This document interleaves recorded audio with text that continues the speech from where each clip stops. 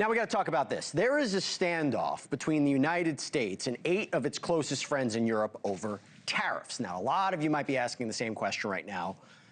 What does that even mean? What is a tariff anyway? It's a totally fair question. Tariffs can be very complicated. So I was like, okay, you know what I'm going to do? I'm going to go to Denzel Washington in the movie Philadelphia. Do you remember where he played a lawyer? He famously said, "Explain it to me like a 6-year-old." I thought, new show, great technique. It helps cut through everything. So now, first topic, these potential EU tariffs, explain it to me like I'm a 6-year-old. And yes, that is me as a 6-year-old. In case you didn't know, the teeth didn't really change. But anyway, okay, let's get back to it. So President Donald Trump wants Greenland to become part of the United States.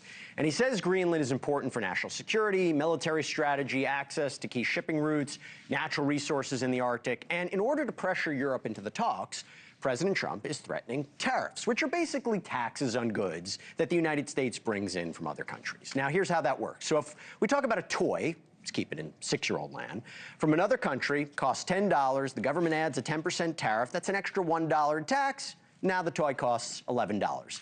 That may not sound like much, but tariffs don't apply to just one product. They apply to lots of things: clothes, cars, food, machines, so the costs, they add up quickly.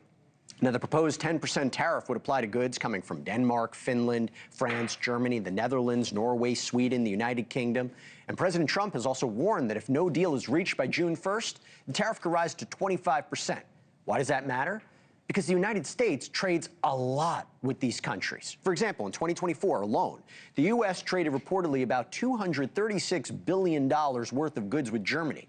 So who would feel the impact of such tariffs? Again, to be clear, can kind of vary, but everyday people, they may pay more at the stores.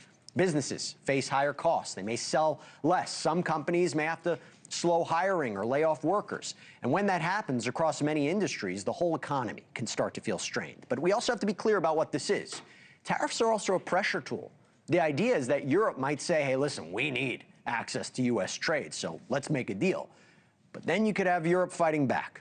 That is where you might hear something called a trade bazooka. So that is a weapon that the European leaders may use here. It could be stopping U.S. companies from selling stuff to Europe or doing business or investing in certain countries. It maybe ends some protections that American businesses get in those countries. There's also talk of them imposing tariffs on us. In the end, potentially costing American businesses billions of dollars. Now, this wouldn't happen overnight, but it could still cause serious damage. In some European countries, I should also tell you, they may have a way to work around the tariffs by shipping goods through other countries or selling products in different waves, meaning that the tariffs might not work exactly as planned. Oh, and by the way, how can I not mention this? On top of all of it, you got the Supreme Court of the United States. So they could rule on the president's tariffs as early as tomorrow. And the big question before them is whether the president actually has the legal power, the legal authority to impose these tariffs under the law he's using. Now, he would say, foreign affairs, I have the discretion.